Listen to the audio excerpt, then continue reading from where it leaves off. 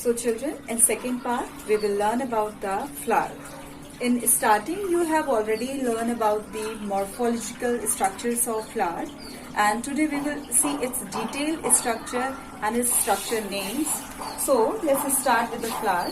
So you have already learned about the structures present inside the flower and outside the flower, which you have learned that the calyx, corolla, androecium and gynoecium, and the flower attached with the stalk-like structure. This stalk-like structure is upon this flower is based or set on a solid structure that is called thalamus. So upon this thalamus and pedicel, or sorry, receptacle, so we can use two terms. One is the thalamus, second is the receptacle, upon which the whole structure, the whole flower is rest.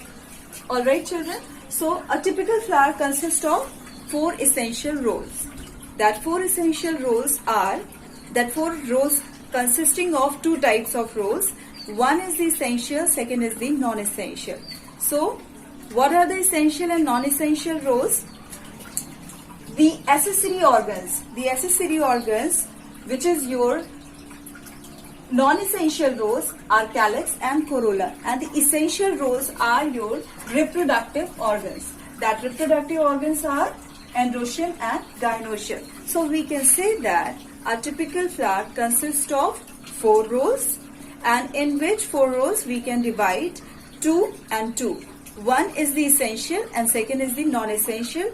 The essential role is what? Our reproductive organ, that is androecium and gynoecium, and second is the non-essential role, which are accessory organs, that is our calyx and corolla. So when children, calyx and corolla are fuses together. So here you can see this flower.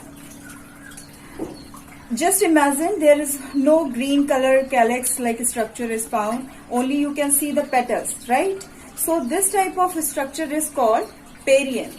When calyx and corolla fuse together, then the structure is called what? Perianth, right? So, and the flower with androecium and gynoecium, both are present in a flower. That type of flower is called bisexual flower, because both sexes are present. Androecium, which is responsible for the male organ, gynoecium, which is responsible for the female organ. So both the sexes are present. That is why this flower will be called as a bisexual flower. And when in any kind of flower, when only pistil is present, when only stamen is present, only one part, that is maybe a male part or maybe a female part, then the flower is called as a unisexual flower. Uni means single, unisexual flower with a single sex. The flower is called as a unisexual flower. So we can divide flower into two types, unisexual and bisexual type of flowers. So second, we will move with the symmetry. Its symmetry. So there is a two type of symmetry. One is actinomorphic symmetry, or we can say radial symmetry, and second is the zygomorphic symmetry. Zygomorphic symmetry, or we can say bilateral symmetry. What happens in this actinomorphic type of symmetry? We use the symbol like this, plus and circle. We will draw plus and you will circle this plus, then this symbol designated as a actinomorphic symmetry. And for the zygomorphic symmetry, we use this sign or this symbol like a percentage. These symbols will use in family. When we will study with the taxonomy, we will see in the family floral formula, we use all different type of symbols. So you have to know the zygomorphic and actinomorphic symbols. Right children? So here is our example. Like what? Actinomorphic symmetry is found in a mustard, dhatura and chili. And zygomorphic type of symmetry is found in your pea, gulmohar and cassia. So what happens in actinomorphic type of symmetry? That means if we cut the flower in any plane, the flower can divide into two equal halves. Alright? When we cut from any plane of the flower will divide into two equal halves. then this type of symmetry will called as a actinomorphic type of symmetry. And when we take a case of zygomorphic type of symmetry, when we cut a flower into any other plane, the two equal halves will not form. That means if we have a odd number of flower, odd number petals we have. Say for example, I have 1, 2, 3, 4, 5. 5 petal flower. So can we divide into two equal parts? No.